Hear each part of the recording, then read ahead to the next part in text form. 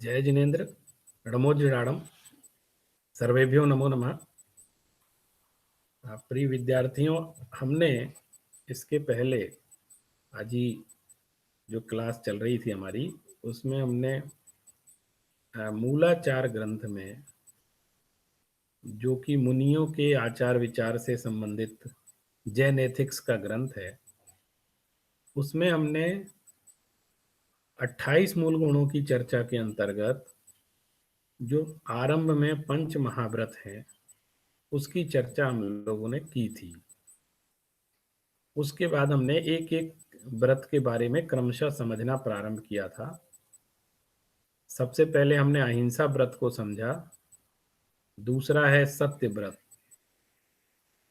हमने इन विषयों के नाम बहुत सुने हैं, अहिंसा, सत्य, अस्तेय आदि, लेकिन मूल ग्रंथ में हमारे आचार्यों ने, जैसे प्राकृत गाथा के माध्यम से हम देख रहे हैं क्या बात कही है, वो समझने की कोशिश कर रहे हैं।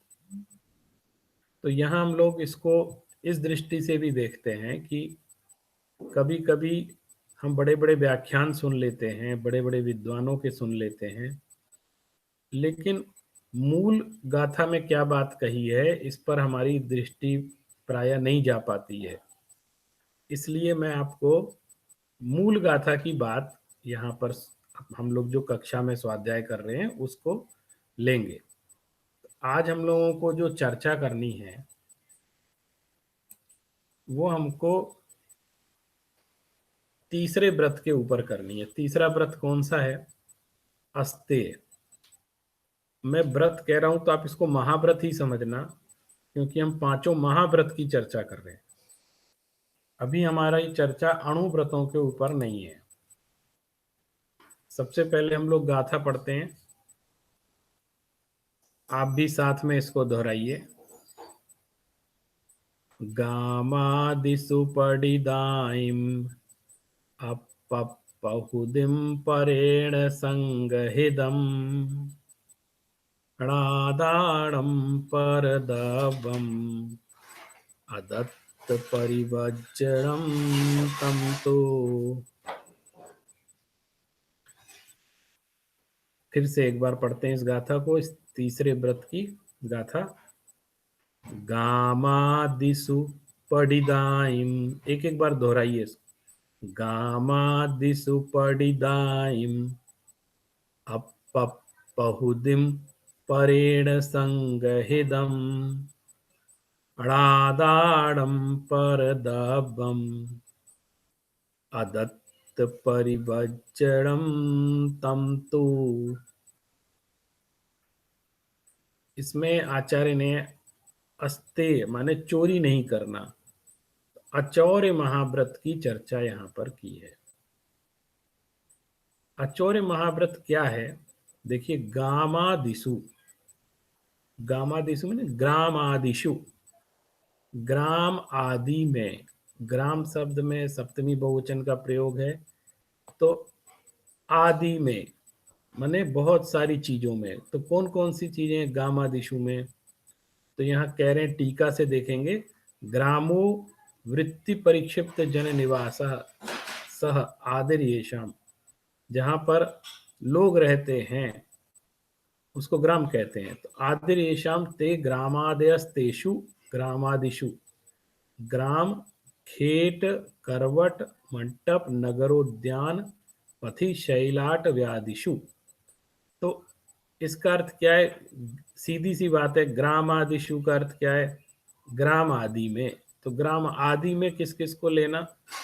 जैसे खेत, पर्वत, मटप, नगर, उद्यान, पथि, शैल, शैलाट, व्यादिशु, जहाँ जहाँ भी कोई, जहाँ पे लोग रहते हैं, कोई पथ है, कोई नगर है, कोई उद्यान है, कोई नदी का तट है, कुछ भी है, माने कोई भी ग्राम आदि जगह जहाँ पे लोग रहते हैं या फिर लोग जहाँ से आते जाते हैं, ऐसा कोई भी स्थान। पडिदाइम, वहां पर पडिदाइम का अर्थ होता है पड़ी हुई, गिरी हुई। पडिदाइम पतितम आदिर येषाम, तानी पतितादीनी पतित नष्ट विस्मृत स्थापितादीनी। इसके कई पतित, जैसे कोई चीज रख करके भूल गया, किसी की कोई वस्तु है और उसकी वहां छूट गई, तो वो भूल गया उस चीज को, तो पतितम, या किसी की कोई चीज गिर गई है कहीं, जैसे आप देखें प्राय कहीं पर रास्ते में पैसे गिरे हुए मिल जाते हैं, तो गिरे हुए नोट पड़ा हुआ है, तो किसी का है, वो कोई उसका मालिक है, हम तो उसके मालिक नहीं है ना, हमारा तो नहीं गिरा है ना, हमने देखा कि किसी का गिरा, हमें नहीं मालूम किसका गिरा है, लेकिन किसी का गिरा है, पतितम। तो ग्राम आदि में किसी की गिरी हुई चीज है। अब वो चीज कैसी है? अपपहुदिम अल्पम स्तोकम प्रभृतिरादिरेशम ता तान्यल्प प्रभृतिनी स्तोक बहु सूक्ष्म स्थूलादीनि। माने वो जो भी चीज है, वो चाहे अल्प हो चाहे बहु हो, थोड़ी बहुत हो चाहे ज्यादा हो, अल्प हो चाहे बहु हो, कोई भी वस्तु किसी के द्वारा छूटी, थोड़ी बहुत हो, चाहे चाहे वो बहुत ज्यादा हो, कैसी भी हो, माने इससे मतलब नहीं है कि वो कम है कि ज्यादा है। परेण अन्येन, वो अन्य के द्वारा ग्रहित की गई थी, संगय संगय संगहिदाइम संगहिदम संग्रहितानी, अन्य के द्वारा जो संग्रहित वस्तु रहती है, उसमें से यदि उसकी कोई वस्तु गिर गई, पड़ी हुई है ग्राम में, नगर में, पथ पर, तो संग्रहितानि च आत्मवशकृतानि च क्षेत्र वास्तु धन धान्य पुस्तकोपकरण अच्छादीनि थी एशाम तेषाम सर्वेशाम। कोई भी किसी की पड़ी हुई वस्तु है, चाहे वो क्षेत्र हो, चाहे वस्तु वास्तु हो, धन धान्य हो, पुस्तक हो, उपकरण हो, कुछ भी हो, और छात्रादीनी भी कहा, माने शिष्य भी, यहाँ तो साधुओं की चर्चा चल रही है ना, किसी के द्वारा भूला हुआ शिष्य भी, माने ये भी महत्वपूर्ण है कि दूसरे के शिष्य को अपना शिष्य बना लेना, ये भी चोरी है। जबरदस्ती उसको मैंने फुसला कर बहला कर अपना शिष्य बना लेना, क्योंकि वो दूसरे गुरु से दीक्षित है, और उसको प्रभाव में लेकर के अपना शिष्य बना लेना, बोले कि ये भी चोरी है। देखिए छात्रादीनी तेषाम सर्वेशम, उन सबको ले लेना।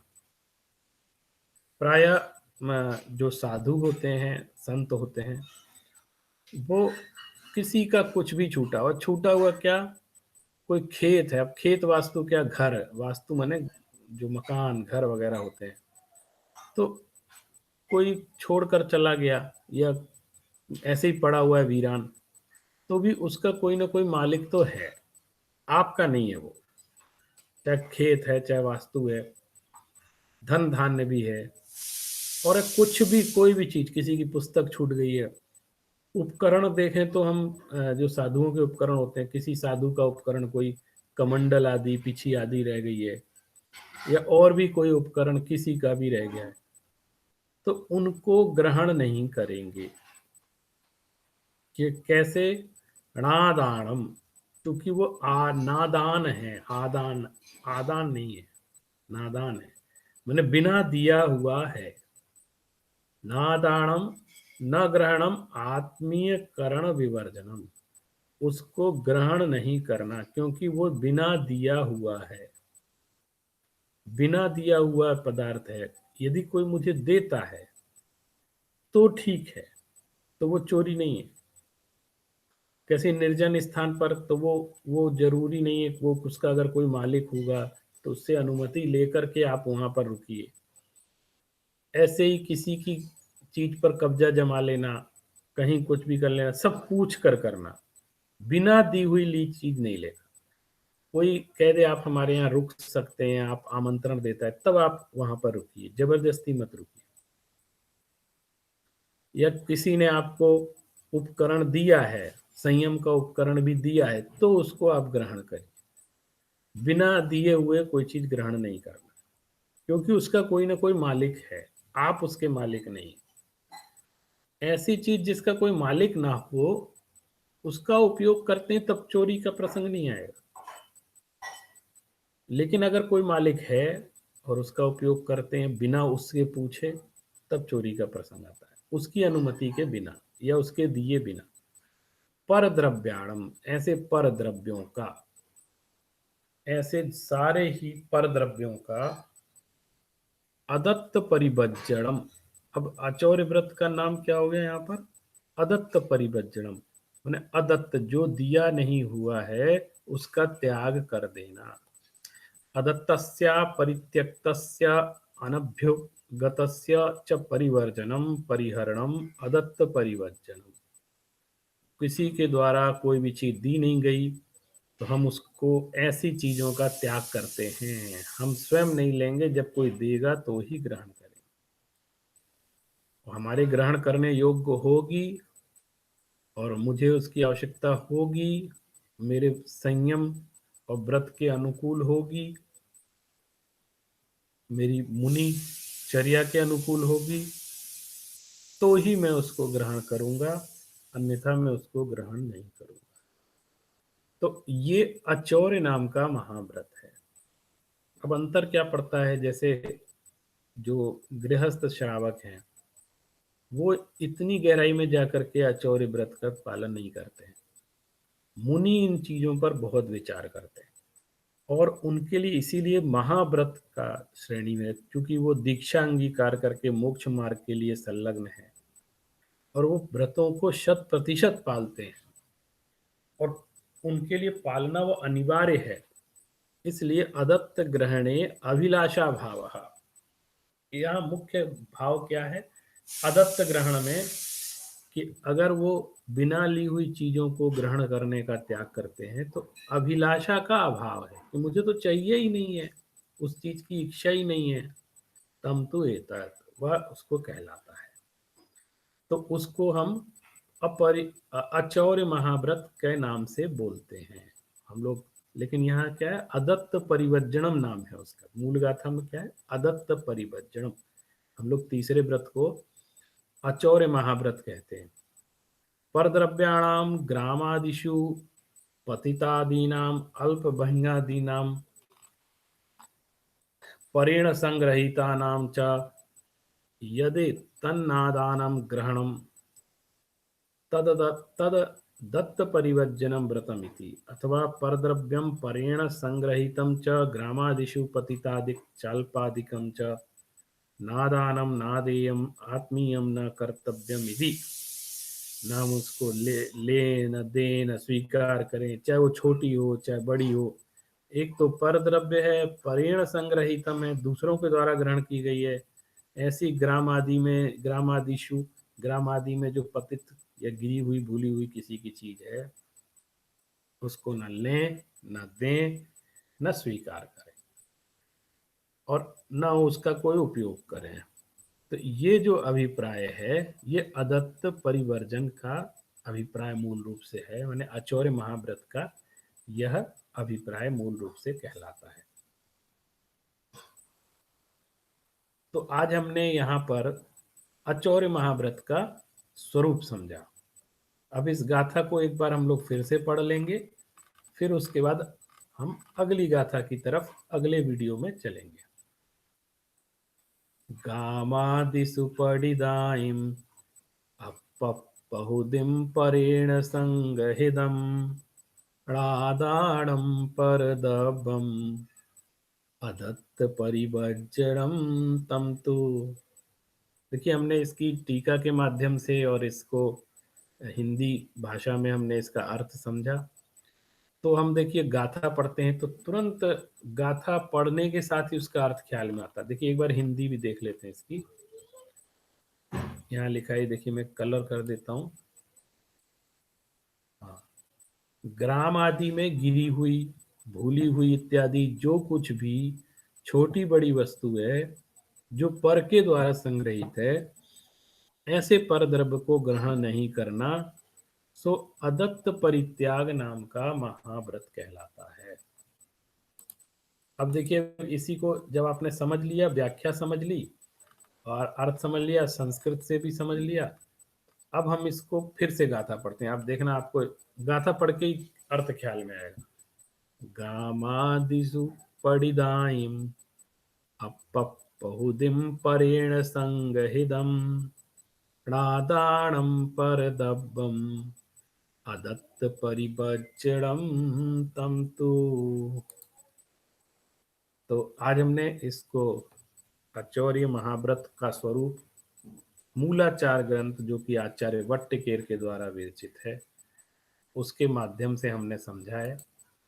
अब हम अपनी अगली कक्षा में, जैसे सबसे पहले हमने अहिंसा व्रत को समझा था, सत्य को समझा, आचौर्य व्रत को समझा, और उसके बाद हम लोग अब अपरिग्रह व्रत को, ब्रह्मचर्य व्रत को, इसको हम लोग समझेंगे अपने अगले वीडियो। जय जैन, नमो जिणाणम, सर्वेभ्यो नमो नमः।